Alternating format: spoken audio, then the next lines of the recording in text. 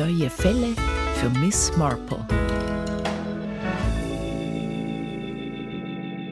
Herzlich willkommen zum SF Krimi Podcast. Mein Name ist Wolfram Höll.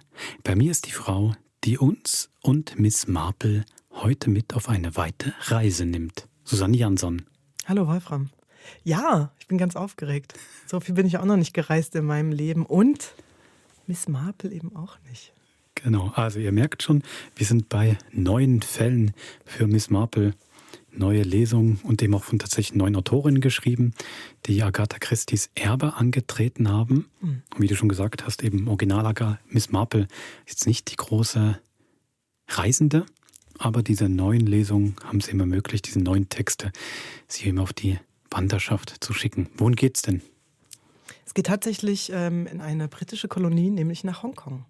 Und wenn du sagst, Miss Marple geht nicht so auf Reisen, ich habe mit unserer Literaturredaktorin Britta Spiechiger darüber gesprochen, was so den Reiz ausmacht von Agatha Christie. Und da sagte sie so unter anderem auch diese Exotik in den Geschichten. Und da denkt man, der Orient-Express und Tod auf dem Nil und sowas. Aber eben, das sind alles Hercule Poirot-Geschichten. Das ist einfach die andere große Detektivfigur von Agatha Christie und Miss Marple, über die sie selber mal sagt, ach schade, dass ich die eigentlich schon zum allerersten Mal habe auftreten lassen, da war sie schon 65 und hat auch noch so Lungenleiden und sowas. Die war so ein zartes Vögelchen, Miss Marple, die war so zerbrechlich und die kam gar nicht so in der Welt rum. Die ist eine Geschichte, spielt in der Karibik, aber da wird auch nicht wirklich die Reise dorthin thematisiert, sie ist einfach da, in einem anderen Setting. Und sonst geht es mal halt eben innerhalb von England oder mal nach Südfrankreich. Und diese großen Weltentdeckungen macht Hercule Poirot, das macht der Mann. Und vielleicht ist das Motor gewesen für Jean Kwok, die Jadekaiserin, die heutige Geschichte geschrieben hat, Miss Marple auch mal zu befreien, auf große Farb zu schicken. Kannst du gerade was zur Autorin sagen? Es ist ja sicherlich kein Zufall, dass sie jetzt gerade nach Hongkong geschickt hat. Genau. Sie ist eine amerikanische Autorin, geboren in Hongkong, ist mit 5 Jahren nach New York, meine ich, gekommen und hat dort erstmal sehr prekär gelebt mit ihren Eltern, hat auch in so einer Nähfirma gearbeitet, bevor sie dann studieren konnte und hat auch ihr Englisch verbessert, nicht wirklich jetzt nur gelernt, aber verbessert mit englischer Literatur, unter anderem nämlich mit Agatha Christie Büchern. Und als dann die Anfrage jetzt an sie kam, vor ein paar Jahren, eine Kurzgeschichte im Stil von Agatha Christie zu schreiben, muss ihr das, glaube ich, wie ein ganz, ganz großes Geschenk vorgekommen sein, weil sie diese Figur wirklich liebt, Agatha Christie verehrt. Und aber, ich meine, du hast das britische Commonwealth, dazu gehören einfach viele Ländereien, Landstriche, Länder, die jetzt bei Agatha Christie nicht unbedingt so thematisiert werden. Klar gibt es da immer zum Beispiel die indischen Kolonien. Also du hast so viele Colonels, die aus Kriegsgebieten oder aus Einsatzgebieten von den Kolonien zurückkommen, aber eigentlich immer in dem Setting des klassischen englischen Lebens.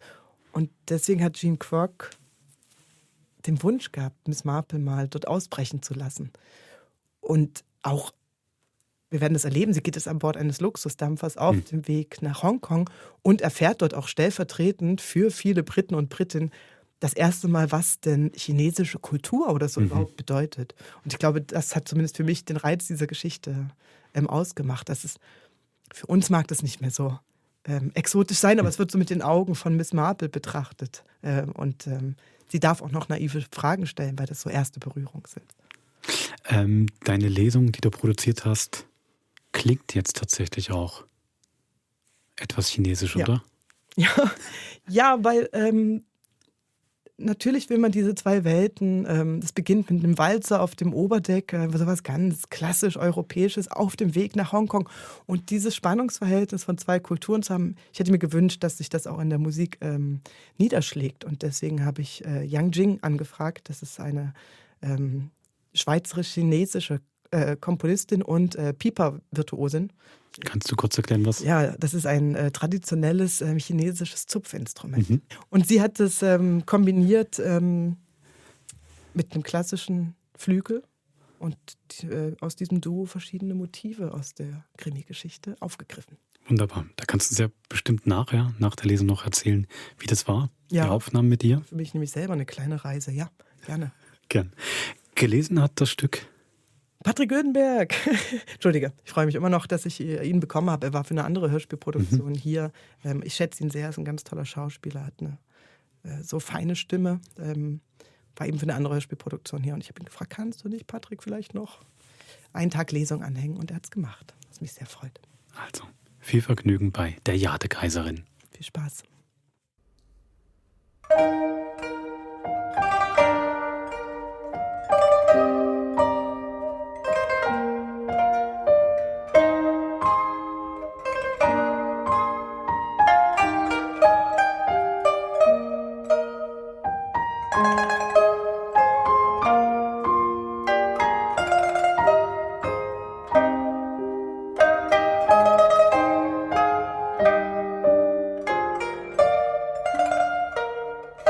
Die Jadekaiserin von Jean Kwok.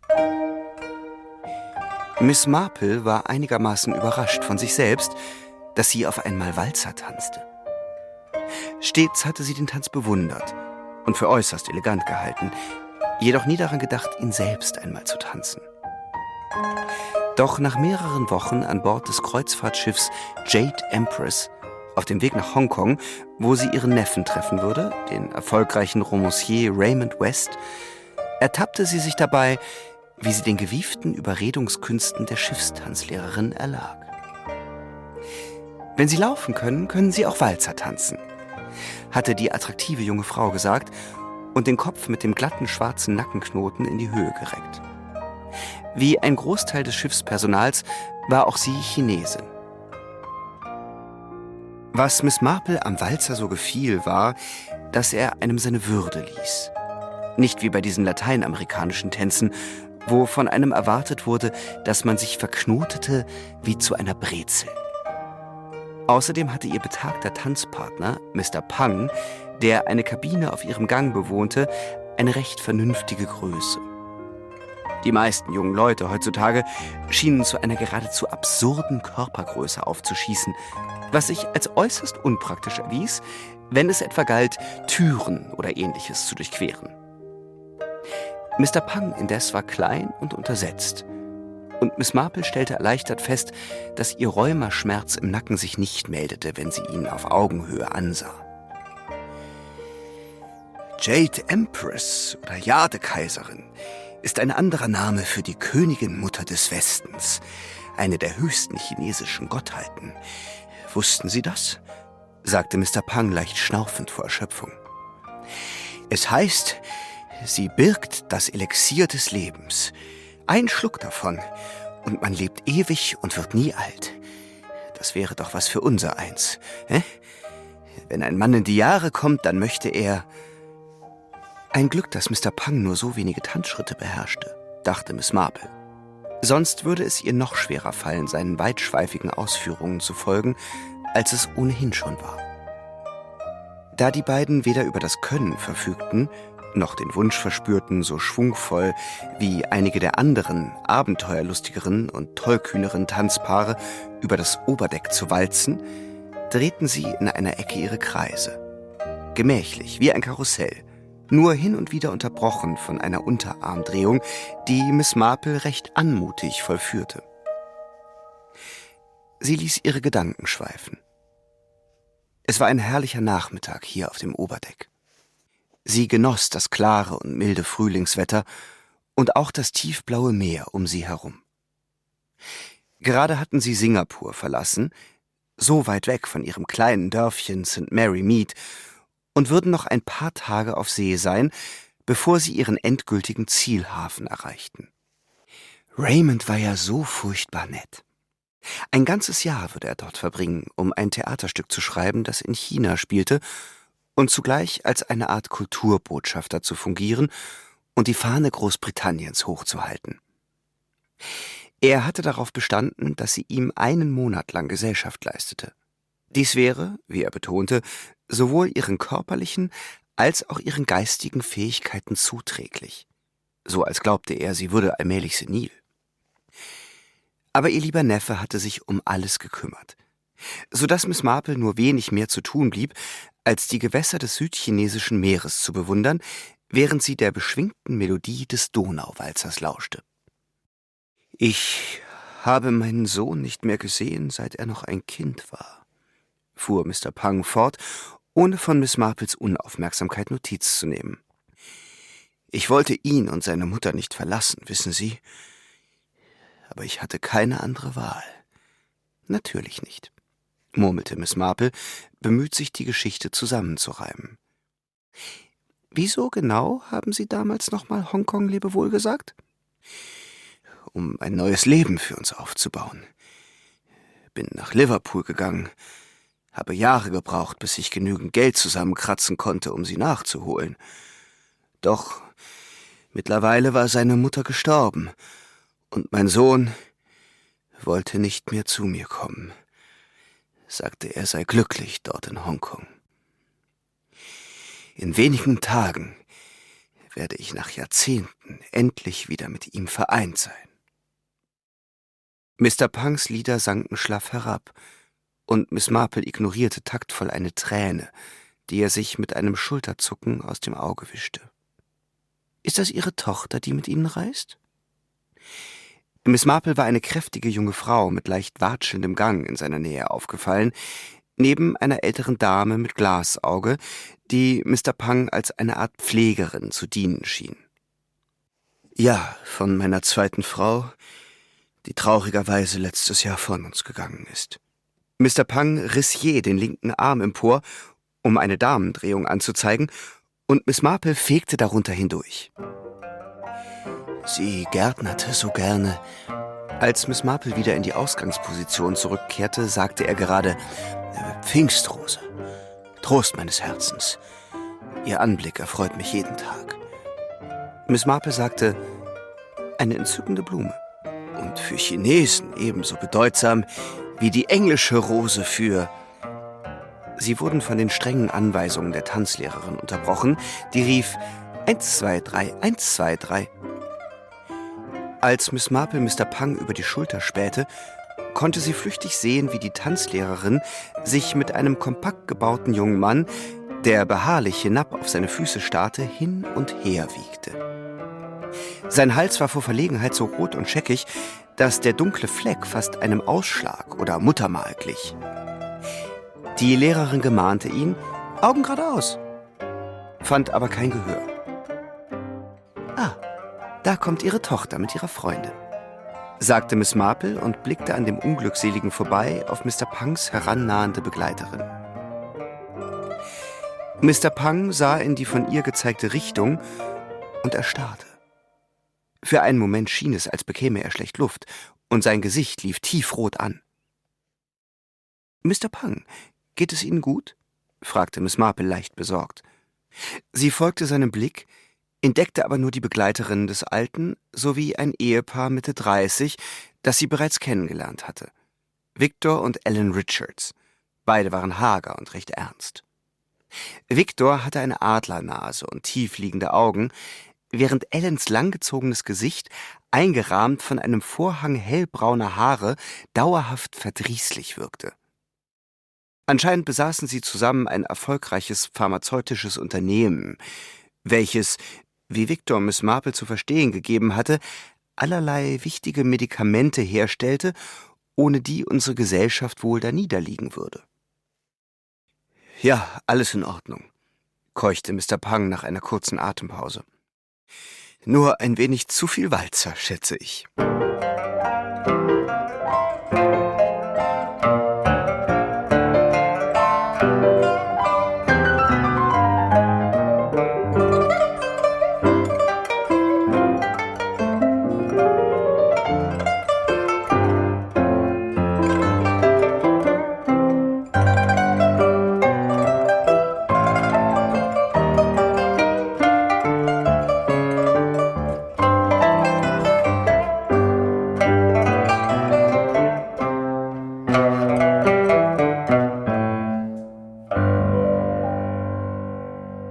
Nach dem Dinner saß Miss Marple an ihrem kleinen Tisch in der Ecke des Ballsaals und spähte voll Interesse um sich.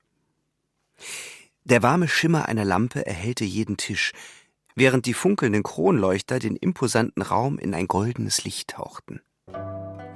Die Männer im Smoking wirkten elegant, und die meisten Frauen trugen farbenfrohe Abendkleider. Miss Marple selbst war in ein geschmackvolles graues Spitzenkleid gehüllt. Die anderen Gäste gaben eine äußerst bunte Mischung ab. Was Hautfarbe, Alter und Statur betraf, war alles vertreten. Von Familien mit kleinen Kindern bis hin zu betagten, grauhaarigen Ehepaaren. Während das Schiffsorchester eine langsame Melodie erklingen ließ, präsentierten sie die Schrittfolgen, die sie bei der Tanzstunde am Nachmittag gelernt hatten. Andere unterhielten sich und tranken Heißgetränke oder Cocktails an den am Rand des Saals verteilten Tischen. So wie Miss Marple auch. Ellen Richards, die in ihrem langen grünen Kleid mit Blättermuster ein wenig aussah wie ein Baum, blieb an Miss Marples Tisch stehen. »Darf ich Ihnen Gesellschaft leisten?« »Aber selbstverständlich«, erwiderte Miss Marple. Sie nahm einen Schluck des vorzüglichen Kaffees und stellte die Tasse wieder ab. »Wo ist Ihr Mann?« »Victor hat etwas Kopfschmerzen. Also ist er früh zu Bett gegangen.« Ellen winkte dem Kellner und eine frische Kanne wurde gebracht. »Ich kann Ihren Tanzpartner nirgends entdecken.« »Mr. Pang?« »Ich habe selbst schon nach ihm Ausschau gehalten. Er schien sich vorhin etwas unwohl zu fühlen, also hoffe ich, dass es ihm gut geht.« Ellen schnaufte. »Kein Wunder. Bei der Begleitung? Tante Faith wird sie genannt. Ich nehme an, man muss ihren seltsamen Gebräuchen wirklich viel Vertrauen entgegenbringen, um sie zu ertragen.« »Meinen Sie die ältere Dame?« Ellen nickte und beugte sich näher zu ihr. Trotz Ellens furchtbar ernsthaften Gehabes war Miss Marple aufgefallen, wie gerne sie tratschte. »Ich glaube, sie hat sich mit der Besatzung angefreundet.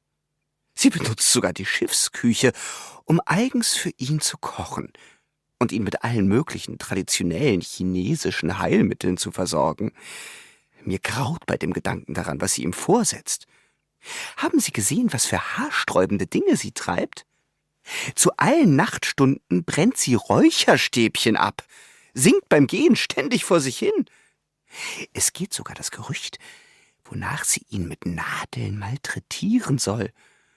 Und neulich habe ich selbst gesehen, wie sie lebendige Krabben und Hummer ins Meer geworfen hat.« Miss Marple hob verwundert die Brauen. »Wo hatte sie die denn her?« Ellen schüttelte den Kopf. Miss Marples sachliche Frage schien sie zu überraschen.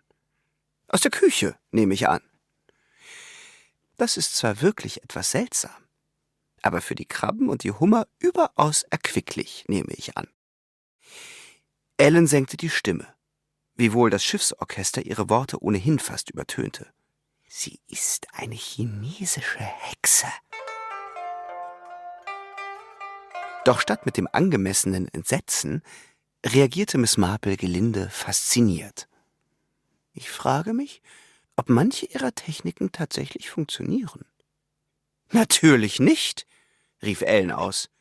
»Alles abergläubischer Unsinn, der auf keinerlei Wissenschaft beruht.« »Nun, das wissen Sie ja sicher besser als ich«, versetzte Miss Marple bescheiden. »Ich fürchte, dazu habe ich ein zu behütetes Leben geführt.« Ellen ließ ein kleines, arrogantes Grinsen aufblitzen, in dem zu lesen stand, dass von einer so betagten und hinterwäldlerischen Frau ohnehin nicht das geringste Verständnis für Logik zu erwarten war. »Es wird Sie womöglich erschüttern, aber ich bin mir ziemlich sicher, dass diese Hexe nur wegen des Schatzes, den er besitzen soll, bei dem Alten bleibt.« »Und Sie wären erschüttert«, dachte Miss Marple insgeheim, »wenn Sie wüssten, was für schockierende Ereignisse man in kleinen Ortschaften wie St. Mary Mead erleben kann.« Doch laut sagte sie lediglich, »Was denn für ein Schatz?« »Ein äußerst kostbares Juwel.«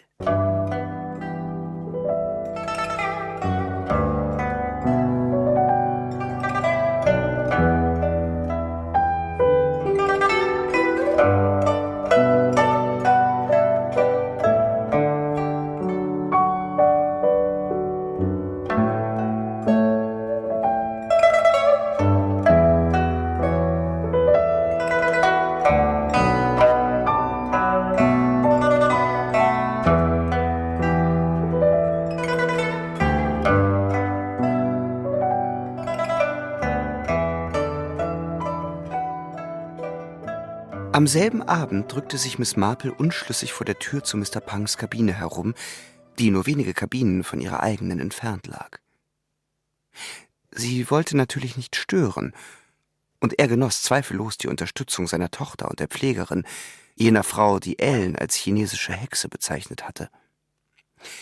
Dennoch hatte ein vages Gefühl der Beunruhigung von ihr Besitz ergriffen. Irgendetwas schien Mr. Pang vorhin ziemlich erschreckt zu haben, selbst wenn er das Gegenteil behauptet hatte. Während sie sich noch fragte, ob sie klopfen sollte, öffnete sich die Tür. Das verdutzte Gesicht von Mr. Punks Tochter riss Miss Marple jäh aus den Gedanken. Sie wirkte wie Mitte 20, war hochgewachsen, besaß breite Schultern, große Hände und ein paar schwarze Strähnen hatten sich aus ihren zerzausten Haarknoten gelöst. »Kann ich Ihnen irgendwie behilflich sein?« fragte die Tochter höflich. Miss Marple errötete ein wenig. Kam sie sich doch vor wie eine aufdringliche alte Topfguckerin. »Entschuldigen Sie bitte die Störung, aber ich habe heute mit Ihrem Vater getanzt und wollte mich nur erkundigen, ob es ihm gut geht.« Die Tochter lächelte, und ihre ausdrucksvollen, dunklen Augen erhellten ihr freundliches Gesicht. »Ich erinnere mich. Mein Vater war recht stolz auf den Walzer mit Ihnen. Miss Marple, nicht? Ich heiße Mudan. Wie nett von Ihnen, dass Sie sich um die Gesundheit meines Vaters sorgen.« Sie legte die Stirn in Falten. Vorhin hatte er tatsächlich etwas Schluckbeschwerden, doch zum Glück schläft er jetzt und ruht sich aus. Sie zog die Tür noch weiter auf und zeigte Miss Marple eine abgedunkelte Kabine, aus der leise Atemlaute drangen. Auf dem Sideboard standen, wie es schien, die Reste einer Mahlzeit. Eine Schale Reis, ein Teller mit hartgekochten Eiern, daneben eine Vase voller Blumen. Auf einem kleinen Tisch neben der Tür fiel Miss Marple ein ausgeblichenes Schwarz-Weiß-Foto ins Auge. Es zeigte eine Frau mit einem kleinen Kind im Arm. Mudan bemerkte, was Miss Marples Blick auf sich gezogen hatte, und griff nach dem Bild, um es ihr zu zeigen. Pa meinte, er habe ihnen von meinem Halbbruder Tao erzählt. Das Bild zeigt ihn als Kleinkind, zusammen mit seiner Mutter. Das war das letzte Mal, dass Pa ihn gesehen hat. Mr. Punks erste Frau hatte ein ovales Gesicht, und ihre entspannte Miene war sichtlich von der tiefen Liebe erfüllt, die sie für den kleinen Jungen in ihren Armen hegte, trotz der dunklen Schattenflecken, die die Sonne aus dem bewölkten Himmel auf sie warf. Ein besonders dunkler Fleck verdeckte Teile von Gesicht und Hals des Kindes, so dass es schwer war, seinen Ausdruck zu erkennen. Doch Miss Marple fiel sein ordentlich gebügelter Matrosenanzug samt keck sitzender Mütze auf. Er wirkte gepflegt und gut versorgt. Die funkelnde Brosche an der Bluse seiner Mutter warf schillernd einen Sonnenstrahl zurück. Als sie das Bild betrachtete, verdüsterte sich Mudans Miene. »Mein Vater kann es kaum erwarten, ihn in Hongkong wiederzusehen. Er redet schon seit Jahren von nichts anderem.« Miss Marple verstand, was in ihr vorging. Es war ein bisschen wie bei dem Lehrer Mr. Murray, daheim in St. Mary Mead, der noch immer voller Sehnsucht seiner alten Jugendliebe nachtrauerte, die vor Jahren schon nach London gezogen war, während seine Frau, von der er kaum Notiz nahm, dahindarbte. Miss Marple sagte mitfühlend, »Es ist schwer, mit einem Traumbild zu konkurrieren, nicht wahr?« Der Blick aus Mudans hübschen Augen huschte überrascht auf Miss Marples Gesicht. Wie einfühlsam von Ihnen. Aber natürlich sind die Alten ja bekannt für ihre Weisheit. Mudan entbot eine kleine Verbeugung, faltete die Hände in einer Geste des Respekts und trat, die Tür behutsam schließend, aus der Kabine. Nachdem sie Miss Marple einen vorzüglichen Abend gewünscht hatte, ging Mudan über den Flur zu ihrem eigenen Zimmer, das direkt gegenüber dem des Vaters lag. Miss Marple errötete. Die Hochachtung, die man der älteren Generation in asiatischen Kulturen zollte, war unerwartet und sehr willkommen.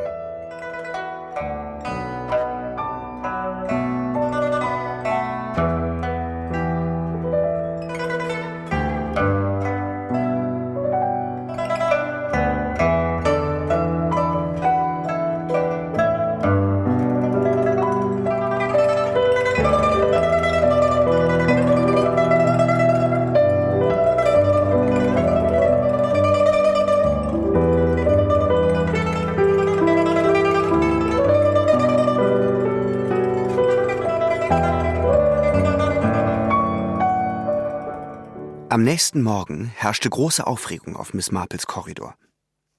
Als sie den Kopf in den Gang hinausstreckte, sah sie gerade den Schiffsarzt Dr. Grant mit ausgreifenden Schritten in Mr. Punks Zimmer eilen. Als ihr Rheuma wieder aufgeflammt war, hatte Miss Marple den netten, rundlichen Mediziner bereits kennengelernt.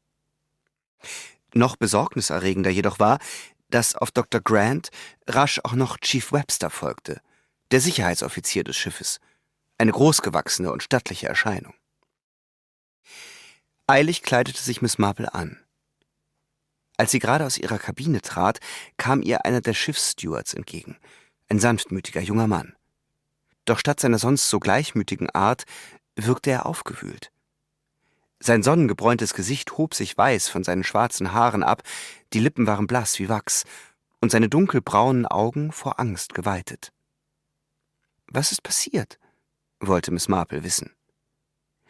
Sie hatte sich mit diesem Steward ein wenig angefreundet, seit sie ihm ein Kompliment für die entzückenden Figuren gemacht hatte, zu denen er die Stoffservietten in ihrer Kabine gerne faltete. Eine Krone, ein Doppelstern und einmal sogar ein Paradiesvogel.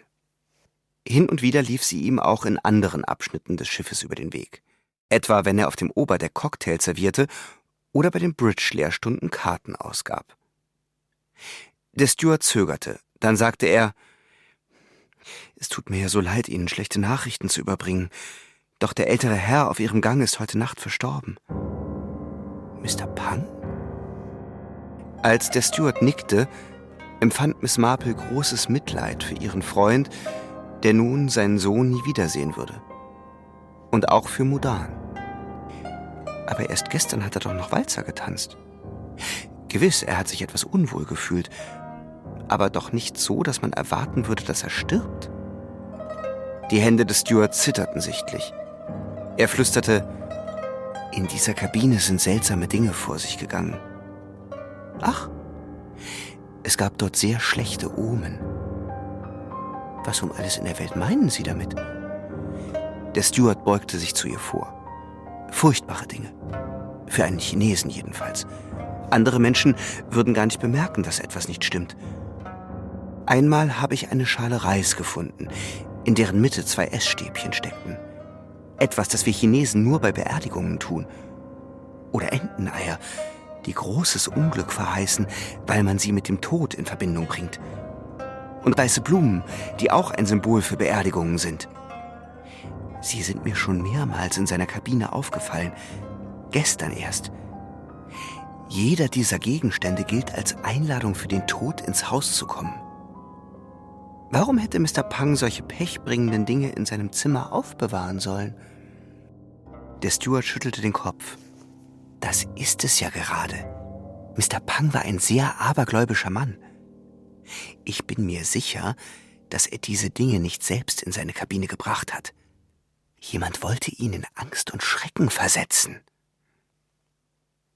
Als Miss Marple bei Mr. Punks offener Tür ankam, hielt sie inne. Nun, da Tageslicht ins Zimmer fiel, konnte sie das Sideboard deutlich sehen. Es war leer. Hatte jemand diese Unglückstalismane etwa entfernt? Miss Marple dachte zurück an ihren letzten Blick in die Kabine. Sie war sich ganz sicher. Da hatten Reis, Eier und Blumen gestanden, auch wenn man sie im Halbdunkel nicht allzu gut erkennen konnte. Hatte irgendein geheimnisvoller Unbekannter Mr. Pang Angst einjagen wollen? Und aus welchem Grund? Und hatten Mudan oder Tante Faith die Sachen einfach weggeräumt? Als Miss Marple schon weitergehen wollte, bevor man sie auf dem Gang herumlungern sah, fiel ihr noch etwas anderes auf. Das Foto von Mr. Punks erster Frau mit dem kleinen Jungen fehlte ebenso. Dann vernahm sie Gemurmel und begriff, dass jemand im Zimmer war. Miss Marple lugte hinein und sah Mudan auf dem Rand des Bettes hocken, auf dem ihr Vater gestorben war und von dem man bereits Laken und Bettzeug abgezogen hatte. Tante Faith saß auf einem Stuhl. Chief Webster und Dr. Grant standen ihnen gegenüber. Mudans Augen waren vom vielen Weinen rot und verquollen. Tante Faith indes war kreidebleich und hatte die Hände trotzig zu Fäusten geballt. Damit man sie nicht bemerkte, machte Miss Marple einen Schritt zurück ins Halbdunkel des Gangs. Sie wusste, dass sie weitergehen sollte, aber sie hatte das Gefühl, dass Mudan irgendwann womöglich ihre Hilfe brauchen könnte. Zum Glück waren sie so ins Gespräch vertieft, dass niemand in Miss Marples Richtung sah. »Wir hätten nur gern eine kurze Aussage dazu, was geschehen ist«, sagte Chief Webster. »Können Sie uns beschreiben, wie Sie Ihren Vater vorgefunden haben?« Mudan holte schnaufend Luft. Ich bin reingegangen und »Schon gut«, sagte Tante Faith und strich ihr beruhigend über den Arm. »Du hast nichts falsch gemacht.« »Natürlich nicht«, erwiderte Mudan erschüttert. Sie atmete tief ein und versuchte sich zu beruhigen. »Ich habe Pa seine morgendliche Tasse Tee gebracht. Aber er hat nicht geantwortet.« Wieder erbebte sie und brach in tiefes Schluchzen aus. »Es tut mir furchtbar leid, dass wir Ihnen das antun müssen«, versetzte Dr. Grant sanft. »Nur haben sich ein paar Ungereimtheiten ergeben.« Als er dies sagte, reckte Mudan je den Kopf empor, während Tante Faith ihn mit ihrem gesunden Auge bohrend anstarrte. »Was wollen Sie damit sagen?« fragte Mudan. Chief Webster warf Dr. Grant einen strafenden Blick zu. Miss Marple verstand, dass Zeugen oder Verdächtige keinerlei Informationen erhalten sollten, bevor man nicht ihre Aussagen aufgenommen hatte. »Sie sollten wissen, dass Sie Ihrem Vater jetzt am besten helfen können, indem Sie uns alles erzählen, was Sie wissen. So ausführlich wie möglich. Ist Ihnen an Mr. Pang gestern Abend etwas Ungewöhnliches aufgefallen?« Die Vorstellung, jemandem von Nutzen sein zu können, schien Mudan ein wenig zu besänftigen. »Pa hat sich gestern Abend nicht wohl gefühlt. Aber ich dachte, dass er vielleicht etwas gegessen hätte, das ihm nicht bekommen ist. Er hatte einige Schwierigkeiten beim Schlucken und wurde im Laufe des Abends immer schweigsamer. Dann aber kam er zur Ruhe und ging schlafen.« Dr. Grant sagte, »Hat er denn gestern Abend irgendetwas Ungewöhnliches zu sich genommen?« »Nur seine übliche chinesische Medizin«, sagte Tante Faith, und ihr Glasauge funkelte im Licht. »Und woraus besteht die?« erkundigte sich Dr. Grant mit einfühlsamer Stimme. »In den letzten Wochen ist er sehr nervös gewesen. Also habe ich ihm einen Stärkungstrunk gebraut, der ihm mehr Mut verleiht. Aus Ginseng und gemahlener Kobra«, erklärte Tante Faith gelassen. Chief Webster richtete sich jäh auf. »Sie haben Mr. Pang Kobra verabreicht?« »Bestimmt hatte man ihr das Gift vorher entfernt«, bemerkte Dr. Grant. »Oh nein«, erklärte Tante Faith. »Das Gift ist doch das Beste daran. Angst ist ein Gift, und man muss Gift mit Gift bekämpfen.« Dr. Grant hob eine buschige Augenbraue. »Ah, ganz ähnlich wie bei dem Konzept, Feuer mit Feuer zu bekämpfen, könnte ich mir vorstellen. Aber glauben Sie nicht, dass die Methode, Gift zu Gift hinzuzufügen, auch furchtbar schief gehen kann?« »Oh nein«, fiel ihm Mudan ins Wort. »Tante Faith ist die beste Heilerin, die wir kennen. In der chinesischen Gemeinde zu Hause ist sie berühmt. Und sie behandelt unsere Familie schon sehr lange, schon vor meiner Geburt. Sie hat Pa jeden Tag nur ein winziges bisschen von der Kobra gegeben, nicht genug, um ihn zu vergiften. Einen solchen Fehler würde sie niemals begehen. Nicht genug, um Pa zu töten.« Daraufhin brach sie schluchzend zusammen und vergrub das Gesicht in den Händen.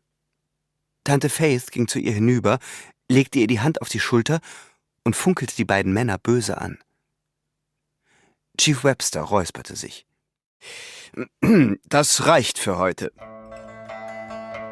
Kurz bevor die beiden Frauen aus dem Zimmer kamen, trat Miss Marple aus der Tür, kramte in ihrer Handtasche herum und tat, als würde sie ihren Kabinenschlüssel suchen. Als Mudan sie entdeckte, erstarrte sie kurz, schenkte Miss Marple zu deren Überraschung aber ein schwaches Lächeln. Tante Faith dagegen nahm von ihrer Anwesenheit keinerlei Notiz. Als Mudan und Tante Faith außer Sichtweite waren, schlich sie zurück auf ihren Posten an der Tür. Chief Webster wandte sich an den Doktor. Was halten Sie von der ganzen Sache?« Dr. Grant strich sich übers Gesicht. »Es wäre durchaus möglich. Eine kleine Dosis Schlangengift kann man zu sich nehmen. Nicht, dass ich es je empfehlen würde. Aber die Magensäure und die Enzyme im Verdauungstrakt würden es zersetzen. Größere Mengen allerdings könnten in die Blutbahn gelangen und auf diesem Weg das Nervensystem angreifen.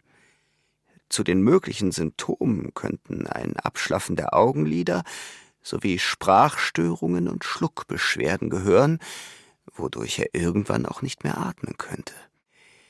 Wie Sie wissen, habe ich als Todesursache bereits Ersticken festgestellt.« Chief Webster sagte mit seiner tiefen Stimme: »Also Totschlag oder sogar Mord. Ich wundere mich, dass Sie sie nicht gleich festgenommen haben.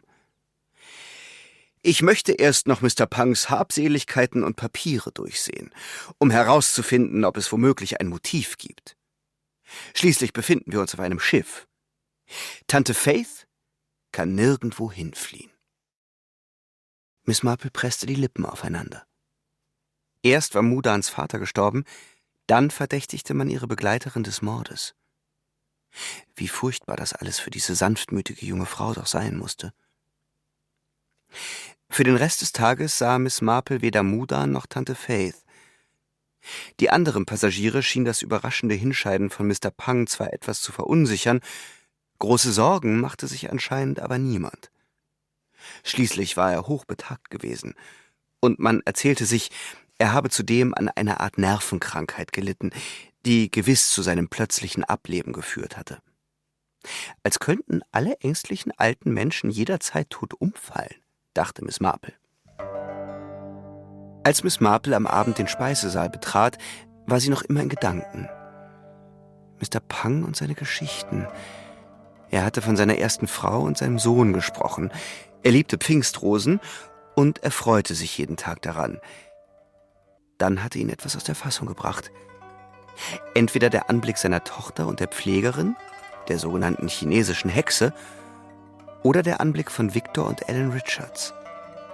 Und dann war da noch der Steward, der glaubte, jemand habe ihm mit Absicht Angst einjagen wollen. Miss Marple konnte partout nichts Ungewöhnliches an der Szene auf der Tanzfläche finden. Sie musste etwas übersehen haben. Außerdem, was könnte das alles mit den verschwundenen Unglücksbringern oder der Fotografie zu tun haben? Und da war noch dieses Gerücht über ein sagenhaftes Schmuckstück, das Mr. Pang angeblich besaß. Befand es sich immer noch in der Kabine? Und jetzt war er tot. Nichts daran gefiel ihr. Es gefiel ihr überhaupt nicht. Als es Zeit fürs Abendessen war, war noch immer nichts von Mudan oder ihrer Begleiterin zu sehen.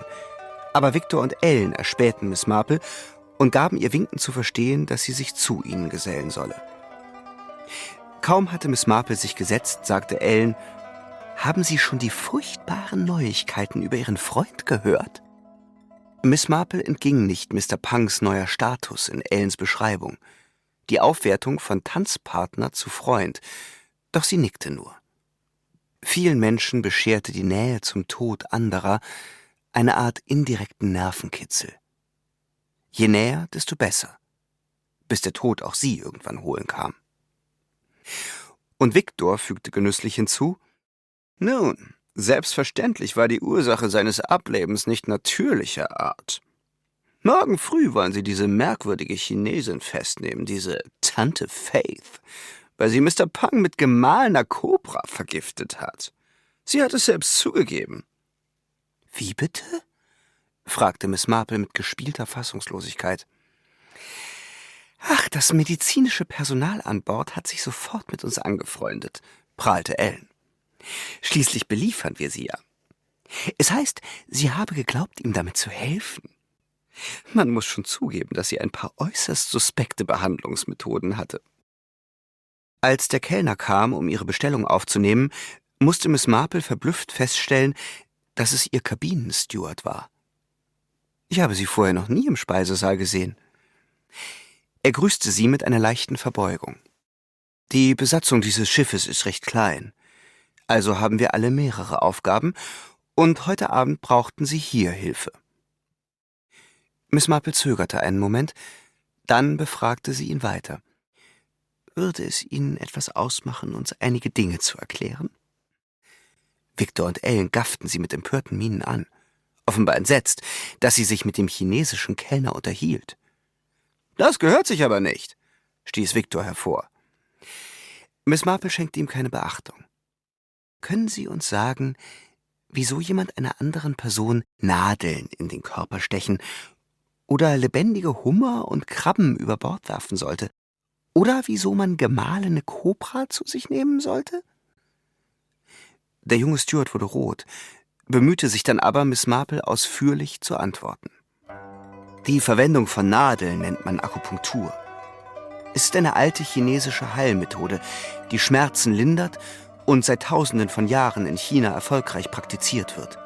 Manche Menschen glauben, Tiere wie Hummer und Krabben als Opfergabe an die Götter freizulassen, bringe Glück. Es ist eine Art kosmisches Geschenk. Und eine kleine Menge einer Medizin wie Kobra wird gelegentlich als Stärkungsmittel verabreicht. Doch die Dosis muss von der Heilerin oder dem Heiler sehr sorgfältig bemessen sein. »Danke für die erhellende Erklärung«, sagte Miss Marple und lächelte den Steward an. »Kennen Sie denn Tante Faith?« »Ja, ein wenig. Sie kommt häufig zu uns in die Besatzungsquartiere. Gerade heute war sie wieder da, weil sie kochendes Wasser brauchte. Dann aber muss irgendetwas sie erschreckt haben und am Ende hat sie alles auf den Boden verschüttet. Der Küchenchef war ziemlich verärgert. Da sagte Ellen schroff, »Können wir jetzt bestellen?« Beim Abendessen dann, es gab köstlichen, in Sojasauce gedünsteten Karpfen, war Miss Marple noch immer leicht verwundert. Aufgrund ihrer eigenen Kenntnisse über Pflanzen wusste sie, dass manche chinesischen Kräuterheilmethoden durchaus ihre guten Seiten hatten. Trotz des an Bord so weit verbreiteten Misstrauens gegenüber Tante Faith glaubte Miss Marple nicht, dass Mudan einer Quacksalberin erlauben würde, ihren geliebten Vater zu behandeln. Und nichts davon würde die fehlenden Gegenstände oder das verschwundene Foto erklären. Sie konnte sich des Eindrucks nicht erwehren, dass hier mehr dahinter steckte, als es zunächst den Anschein hatte.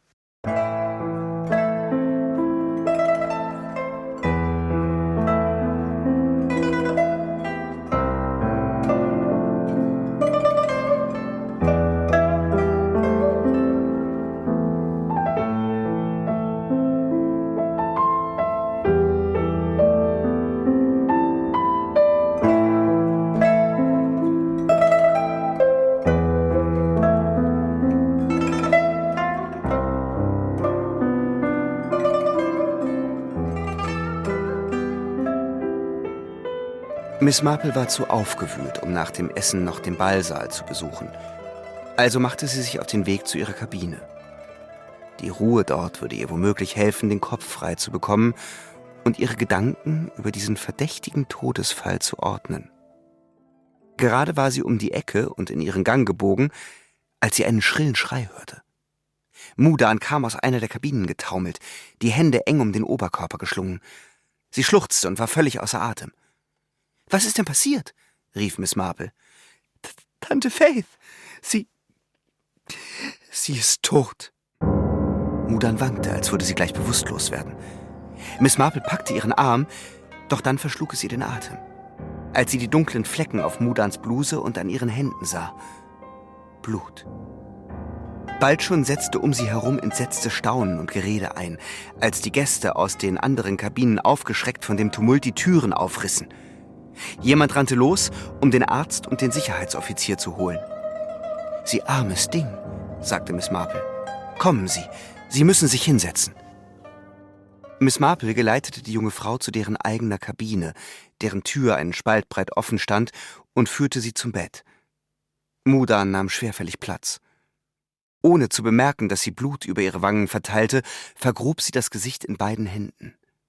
Miss Marple goss ihr ein Glas Wasser ein und streichelte ihr den Rücken.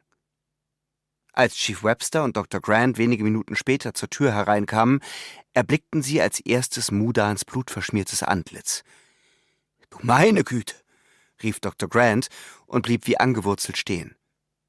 »Wenn Sie uns bitte entschuldigen würden«, sagte Chief Webster zu Miss Marple, doch Mudan ergriff Miss Marples Hände. »Bitte bleiben Sie«, bettelte sie. »Jetzt bin ich ganz allein. Bitte, lassen Sie diese nette Dame hier bleiben.« Dr. Grant und Chief Webster wechselten einen Blick, und mit einem kurzen Nicken gab Chief Webster allen zu verstehen, dass Miss Marple bleiben durfte. »Können Sie uns sagen, was geschehen ist?« Mudan presste ihre Finger auf die geschlossenen Augenlider, als wollte sie die Bilder, die sie gesehen hatte, ausradieren. Sie fühlte sich nicht gut, sagte, sie sei seekrank. Ich bin zurückgegangen, um nach ihr zu sehen, und da war sie voller Blut. »Haben Sie die Tote angefasst?« wollte Chief Webster wissen. Miss Marple warf einen Blick auf Mudans blutverschmierte Finger und hätte am liebsten laut geseufzt. Natürlich hatte sie angefasst. »Ja«, gestand Mudan. »Ich habe ihren Puls gefühlt. Ich hatte gehofft.« Dann starrte sie zu Boden und verstummte. »Wie wurde Tante Faith getötet?« fragte Miss Marple. »Mit einem Messer«, antwortete Dr. Grant. »Zwar fehlt die Mordwaffe, aber sie wurde erst vor kurzer Zeit erstochen. Innerhalb der letzten Stunde, würde ich sagen.« Bei diesen Worten funkelte Chief Webster den redseligen Arzt schon wieder an. Doch bevor er etwas einwenden konnte, wimmerte Mudan: »Papa, Tante Faith!« Dann brach sie in ein tiefes, stoßartiges Schluchzen aus. Miss Marple legte Mudan tröstend den Arm um die Schulter. »Sind Sie fertig, Gentlemen? Diese arme junge Frau hat eine Menge durchgemacht.« »Ich fürchte, diese Angelegenheit ist noch lange nicht erledigt«, erwiderte Chief Webster grimmig. Er stand auf. »Aber für heute Abend lassen wir es gut sein.« Als die Männer gegangen waren, half Miss Marple Mudan, sich zu waschen und zu Bett zu gehen. »Grübeln Sie nicht zu lange nach. Dafür ist morgen auch noch genug Zeit.« Sie blieb noch eine Weile bei der jungen Frau und hielt ihre Hand, bis sie in einen erschöpften Schlaf hinüberdämmerte. Obwohl sie Mudan geraten hatte, sich auszuruhen, war Miss Marple selbst dazu nicht fähig. An Bord der Jade Empress gab es einen Mörder.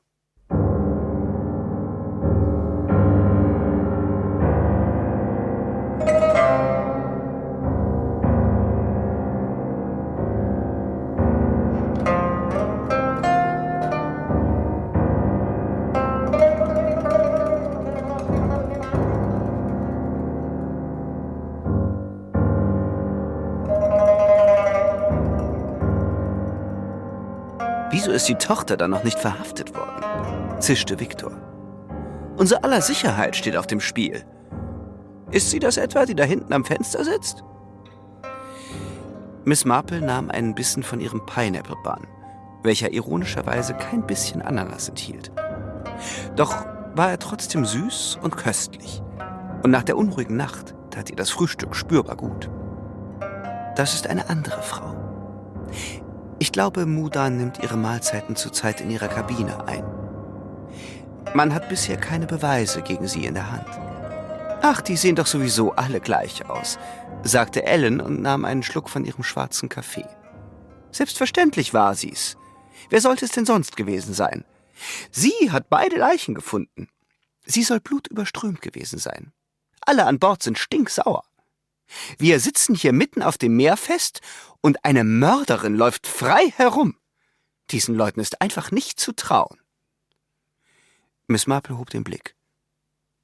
»Welchen Leuten?« »Ausländern«, antwortete Victor für seine Frau. »In Hongkong«, sagte Miss Marple, »so glaube ich, werden wir die Ausländer sein.«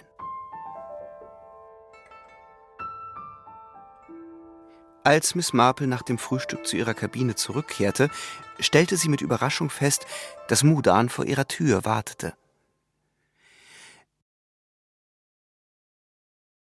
Die junge Frau war blass und zitterte sichtlich. Dennoch rang sie sich ein mattes Lächeln ab. »Ich wollte mich bei Ihnen dafür bedanken, dass Sie gestern Abend so liebenswürdig waren. Das war doch selbstverständlich. Geht es Ihnen gut?« »Nein. Ich habe das Gefühl, dass es mir nie wieder gut gehen wird. Nicht so wie vorher jedenfalls. Mudan schluchzte kurz auf. »Wieso kommen Sie denn nicht kurz mit hinein?« schlug Miss Marple vor, während sie die Tür aufschloss. Mudan nickte und folgte ihr in die aufgeräumte Schiffskabine. Sie sank auf einen Stuhl am Tisch, als wäre sie zu Tode erschöpft. Miss Marple setzte sich neben sie und fragte, »In der Nacht, als Ihr Vater starb, ist Ihnen da in der Kabine irgendetwas Seltsames aufgefallen?« Auf Mudans verdutztes Kopfschütteln hin fuhr Miss Marple fort. »Lebensmittel etwa? Reis oder Blumen?« »Gut möglich. Ich habe mich um Pa gesorgt. Ich habe mich nicht genau umgesehen.« Sie legte die Stirn in Falten. »Obwohl es scheint, als habe jemand das Foto von Pas erster Frau und Tao mitgenommen.« »Ja, das ist mir auch aufgefallen.« Mudan blickte sie prüfend an. »Sie sind sehr aufmerksam.« Ein festes Klopfen ließ die Tür erzittern. Miss Marple öffnete, und davor standen Chief Webster, eine Reihe von Sicherheitsoffizieren und ihr Steward, der verlegen die Hände rang. Chief Websters Miene war hart und furchteinflößend. »Wir dachten, dass wir Sie vielleicht hier finden würden. Mudan Pan, Sie sind verhaftet.« »Was? Warum?« schrie Mudan und sprang von ihrem Stuhl auf. Die anderen Sicherheitsoffiziere traten rasch ins Zimmer, umringten sie und packten von beiden Seiten ihre Arme. »Wir haben die Mordwaffe in Ihrer Kabine gefunden.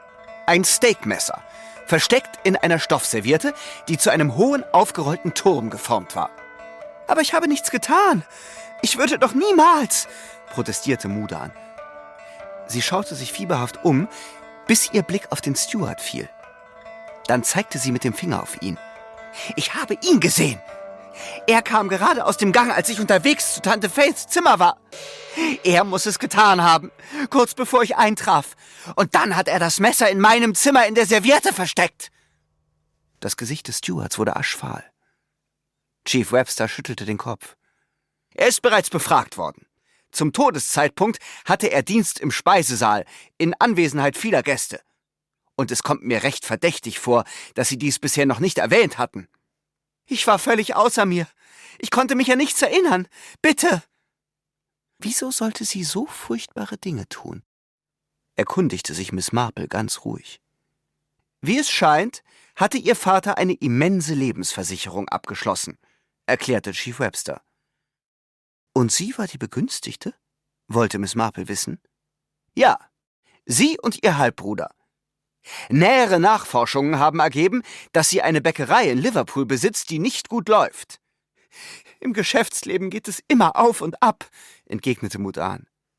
»Wir haben uns erkundigt, und es war kein Geheimnis, dass der Vater den Sohn ihr um einiges vorzog.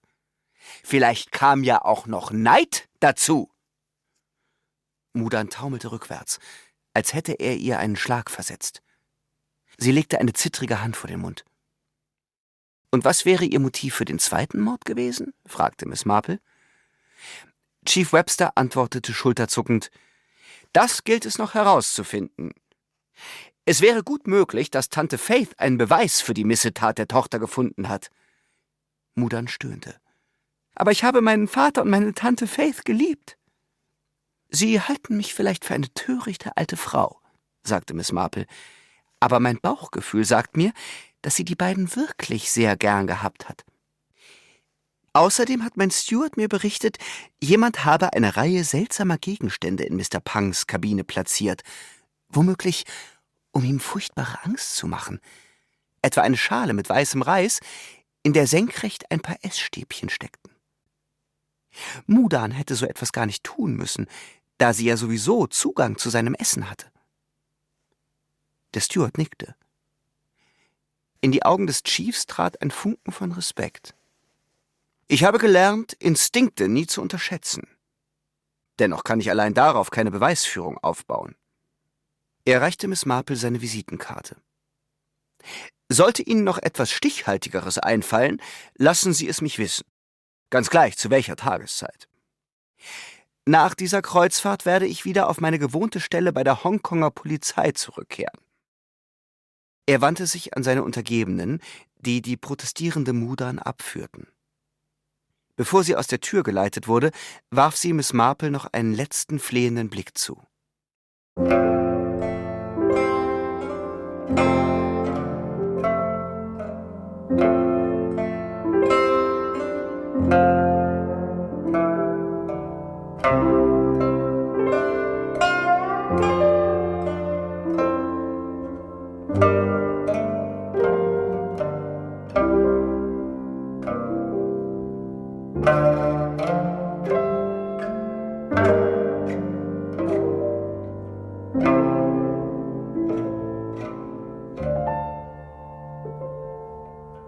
Wenige Tage später machte Miss Marple zusammen mit einer Gruppe betagter Männer und Frauen in einem Park in Hongkong Tai Chi. Seit sie von Bord des Kreuzfahrtschiffes gegangen war, hatte sie keine Ruhe gefunden und zerbrach sich immer noch den Kopf darüber, was sich auf dem Schiff ereignet hatte. Raymonds Haus war ganz entzückend, aber er neigte dazu auszuschlafen, während Miss Marple gern früh aufstand. Zu ihrer großen Freude hatte sie eine Gruppe gefunden, die allmorgendlich diese anmutigen und doch belebenden Übungen vollführte. Obwohl sie so etwas noch nie gemacht hatte, fand sie diese einfachen Bewegungen überaus beruhigend. Gemeinsam reckten sie ihre verschränkten Hände in die Höhe. Eine Übung, die, wie man ihr gesagt hatte, den Himmel anheben hieß und die ihre Energie zum Fließen bringen sollte. Dann gingen sie über in den Kranich, bei dem Miss Marple die Arme ausstreckte wie ein abhebender Vogel und dabei das linke Knie anzog. Ihr Geist konnte sich frei entfalten, während sich ihr Körper der meditativen Übung widmete. Die Morde auf der Jade Empress hatten sie tief aufgewühlt. War Mudans Unschuld denn nur gespielt gewesen? Eine Scharade, um eine ältere Dame zu umgarnen? Oder könnte es am Ende doch der Steward gewesen sein? Hätte er sich nicht doch während seiner Schicht im Speisesaal davongeschlichen haben können, selbst wenn das, wie Miss Marple zugeben musste, äußerst unwahrscheinlich war und auch seinem Wesen nicht entsprach? Vielleicht hatten sogar Victor oder Ellen etwas damit zu tun. Mit ihrem Wissen über und ihrem Zugang zu Arzneimitteln wäre es für sie ein leichtes gewesen, Mr. Pang zu vergiften. Und an ein Steakmesser hätte so ziemlich jeder gelangen können. Wie auch immer. Die bittere Wahrheit lautete, dass niemand an Bord des Kreuzfahrtschiffes, abgesehen von Mudan, auch nur das geringste Motiv für diese Morde hatte. Dann tat sich Miss Marple für eine Partnerübung namens Schiebende Hände mit einer anderen älteren Dame zusammen.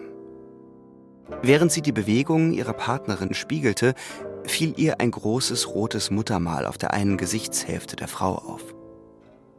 Schlagartig wurde ihr alles klar.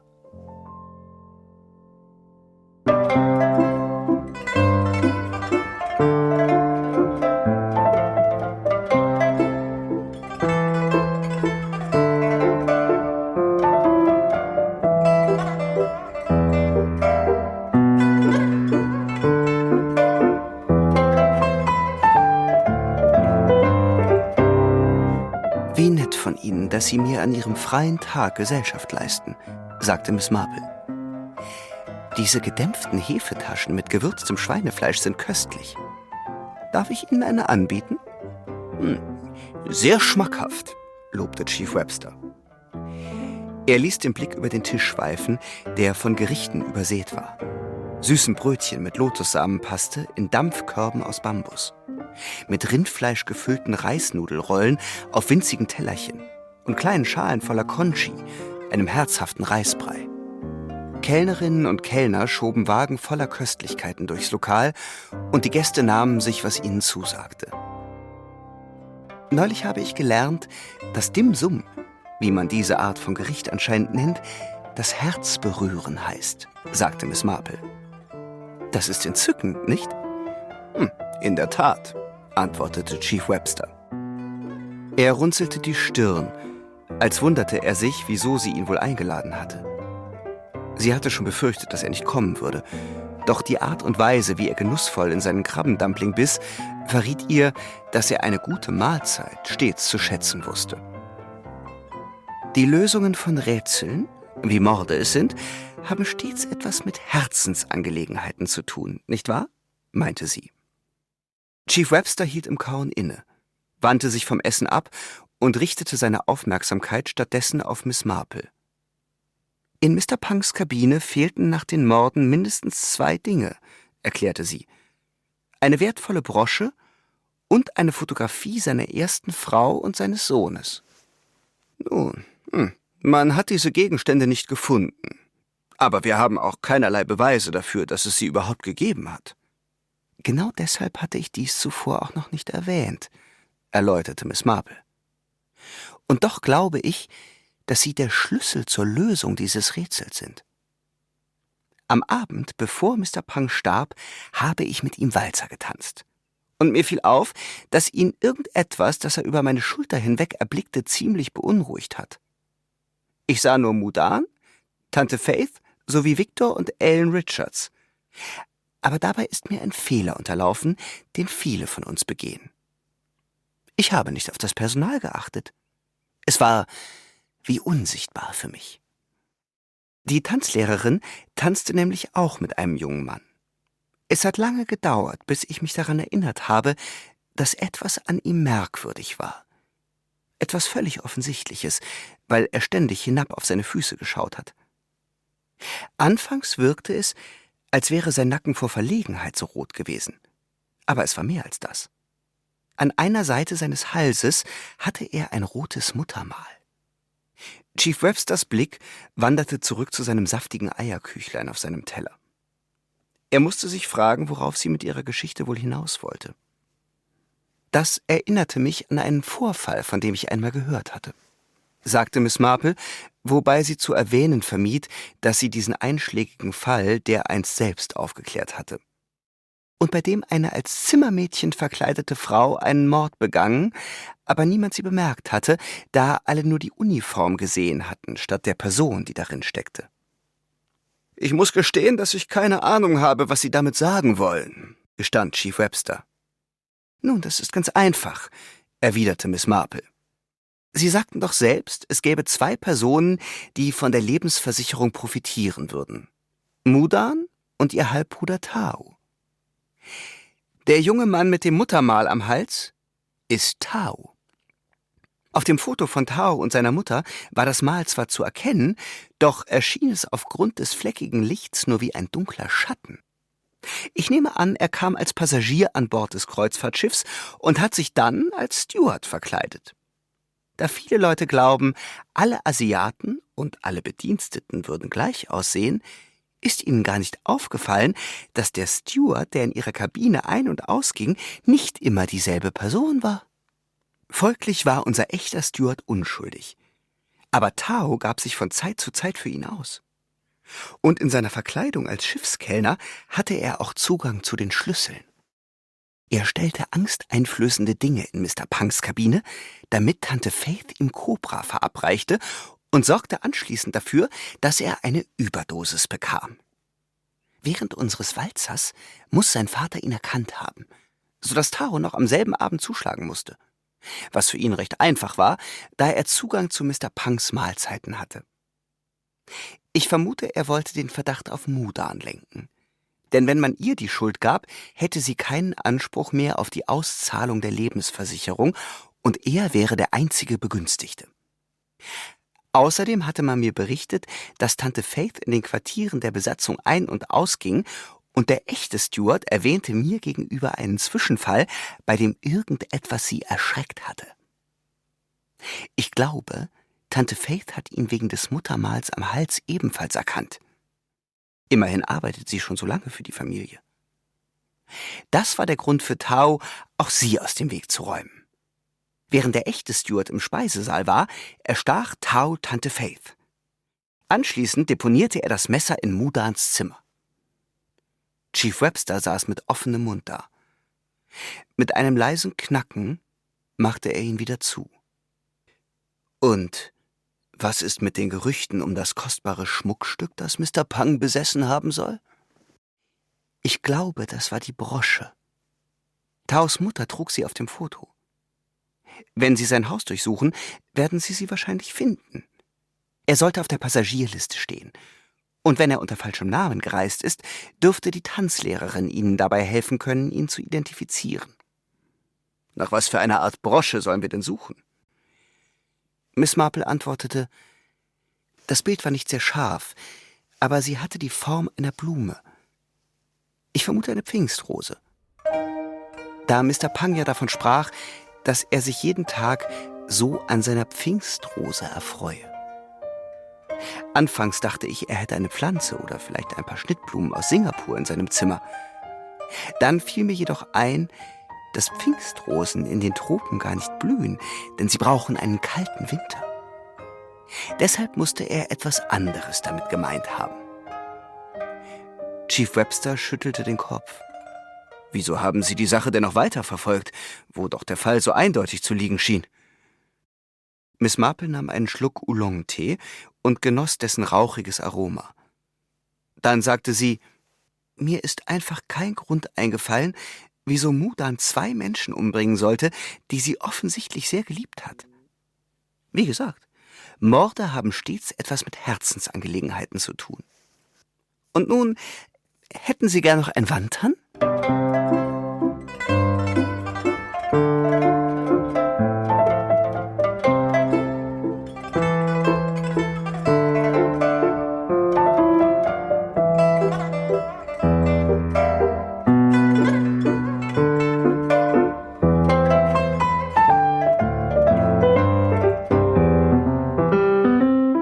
Miss Marples Wangen röteten sich, als sie die Zeitung las. Nachdem die kostbare Pfingstrosenbrosche und das Foto von Tao und seiner Mutter in dessen Haus gefunden worden waren, hatte Chief Webster ihre Verdienste eingehend gewürdigt. Tao legte ein umfassendes Geständnis ab. Anscheinend hatte Tao seinen Vater gehasst, weil er, anders als behauptet, gar keine erste und zweite Frau gehabt hatte. Mr. Pang war Bigamist gewesen. Er hatte Tao und dessen Mutter in Hongkong zurückgelassen und war nach Liverpool gegangen, wo er Mudans Mutter geheiratet hatte. Nachdem Taos Mutter verarmt gestorben war, hatte dieser einen tiefen Groll gegen die zweite Familie seines Vaters entwickelt, insbesondere gegen seine Halbschwester. Er wollte das ganze Erbe, samt der Pfingstrosenbrosche, für sich allein.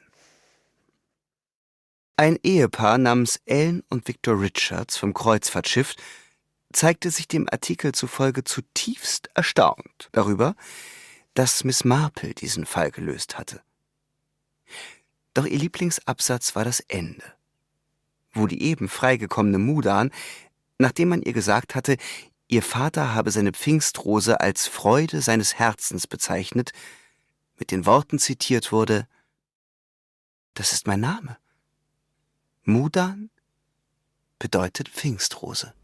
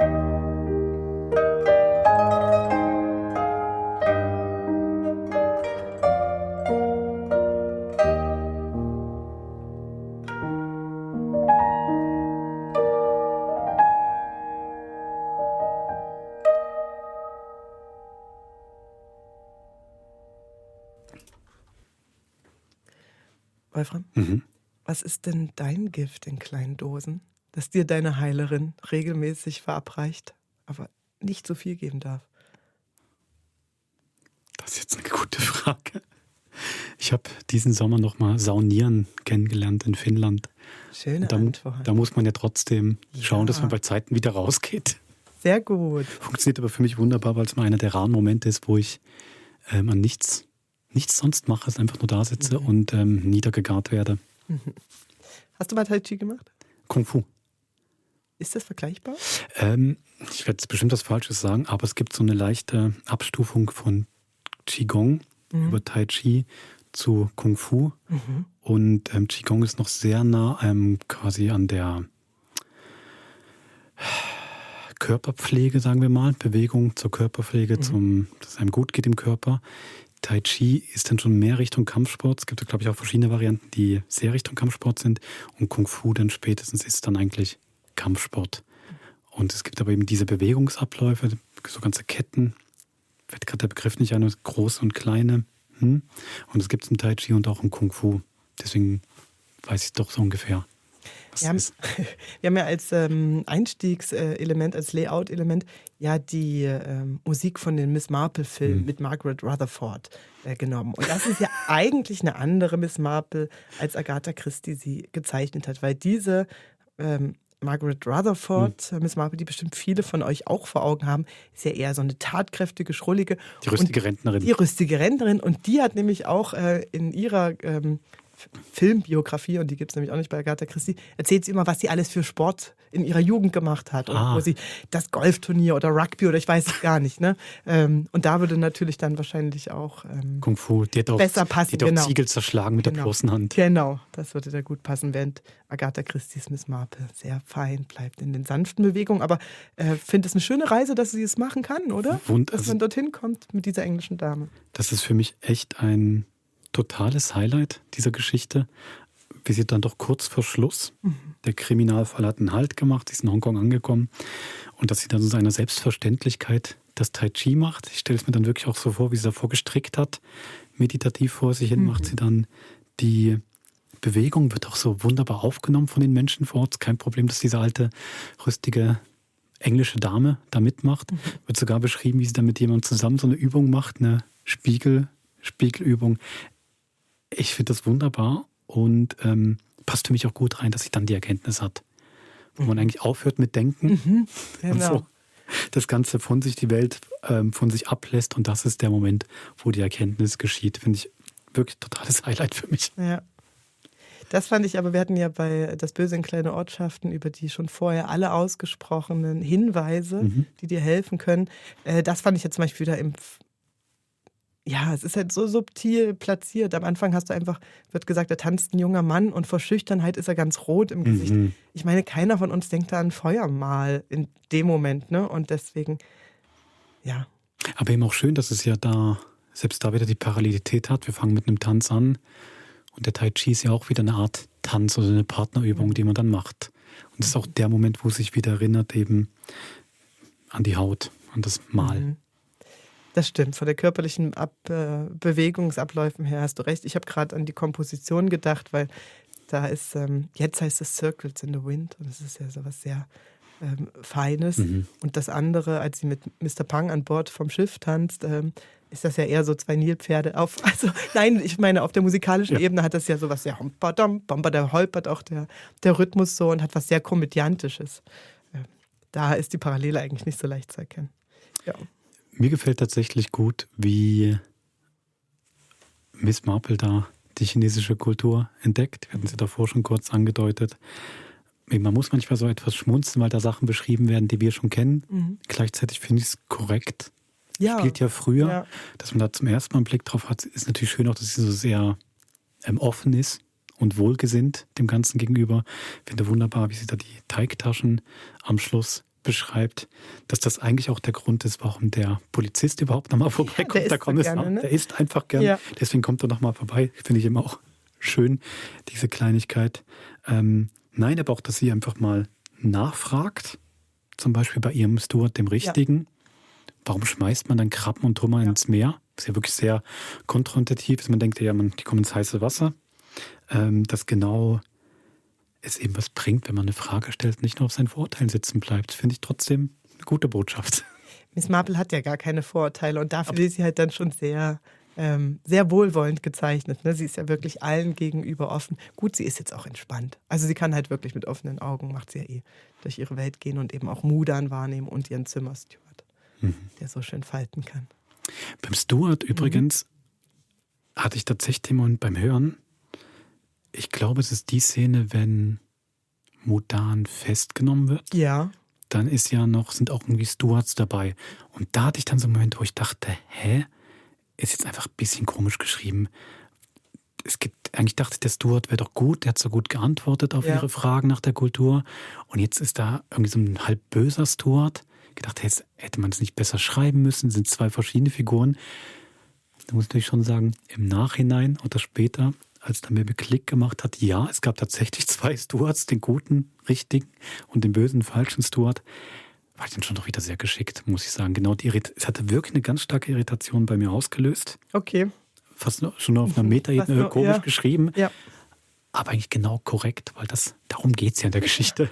Sehr gut gemacht. Außer, dass der eine eben eigentlich ein sehr deutliches Feuermal hat, was aber dann nicht weiter erwähnt wird und auch von der anderen Belegschaft nicht wahrgenommen wird. Aber zu dem Zeitpunkt hat es für uns ja auch nicht. Nee. Das ist es ja. Ja, und ich finde auch da finde ich die Botschaft schon eine klare Botschaft, aber gut eben.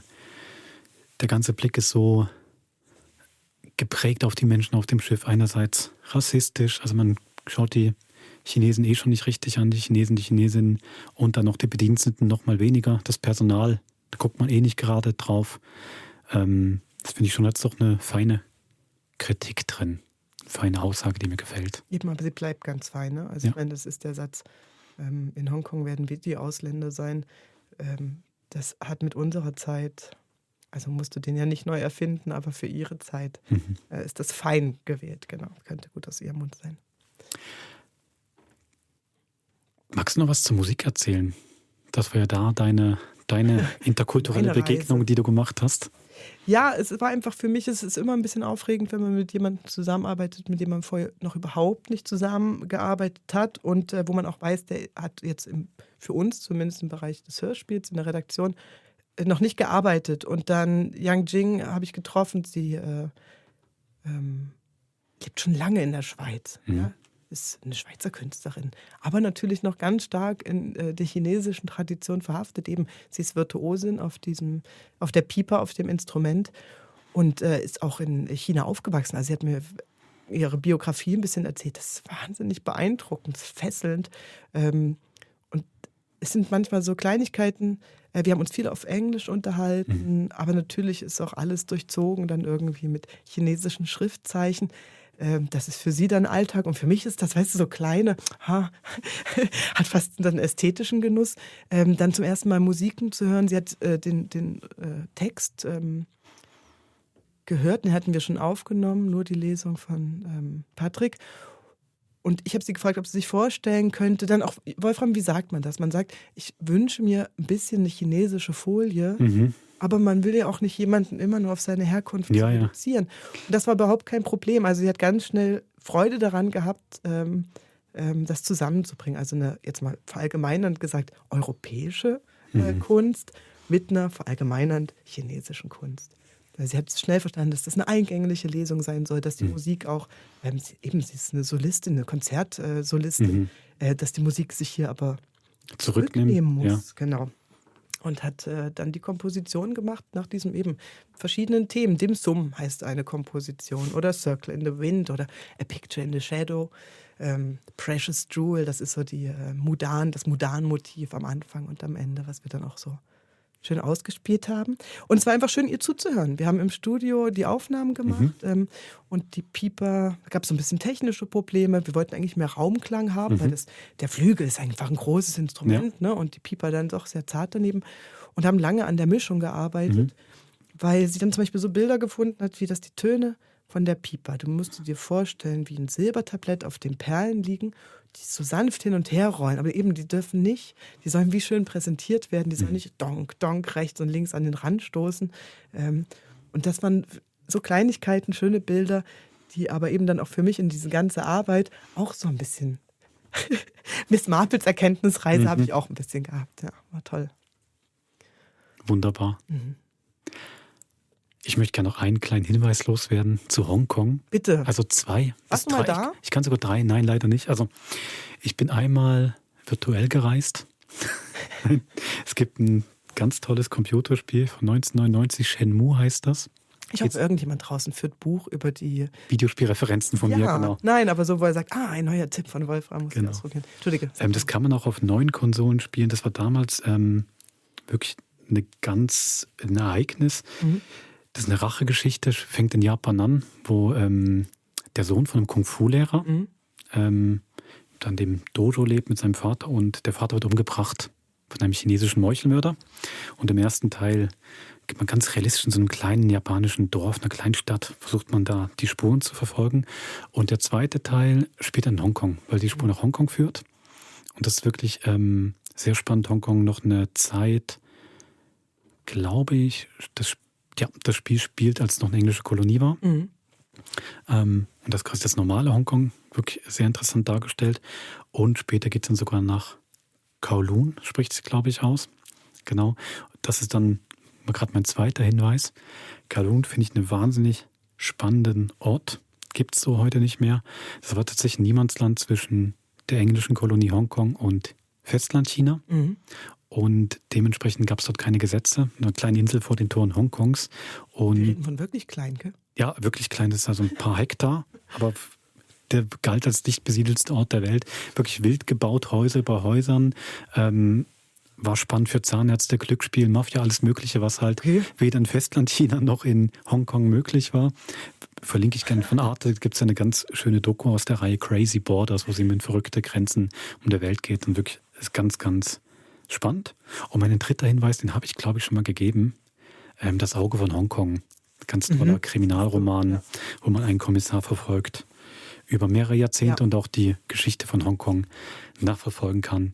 Vielleicht kriege ich es einmal irgendwann in meinem Kopf zusammen, wie man das als Hörspiel präsentieren könnte. Glaube ich auch schon mal. Habe ich auch schon mal gesagt. Genau. Tut mir leid. Manches bleibt Versprechung, bis es irgendwann mal Realität wird. Du kannst mir jetzt im Off gleich mal erklären, ob du wirklich allen Computerspielen traust, dass sie die Stadttopographie getreu nachbauen. Vielleicht müssen die das ja sogar zertifizieren. Okay, du willst es nicht. Erzähl's. Also bei Shenmue ist es tatsächlich spannend, weil da habe ich schon Artikel gelesen von Leuten, die nach Japan gereist sind wegen dem Spiel. Und da findest du wirklich das Dorf 1:1 wieder. Und ganz Hongkong dann im zweiten Teil kriegst du nicht so reingepresst, weil es zu groß ist. Aber doch ist es sehr nah an der damaligen Realität. Also, es ist proved. Ist gut. Das Auge von Hongkong. Wir sind ja noch kurz vor Weihnachten. Vielleicht kann der eine oder andere noch mal schnell los. Was zum Schenken. Genau, ich verlinke es auch. Du hast uns gerade das Stichwort gegeben. Weihnachten. Nächste Woche Wie kann man darauf rumkommen?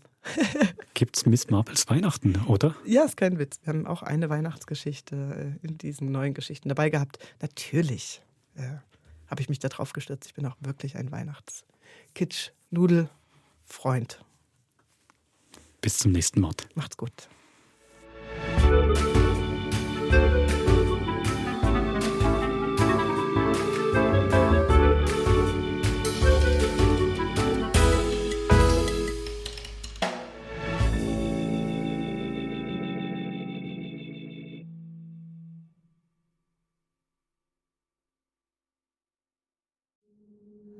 Das war ein Podcast von SRF. Produziert im Auftrag der SRG.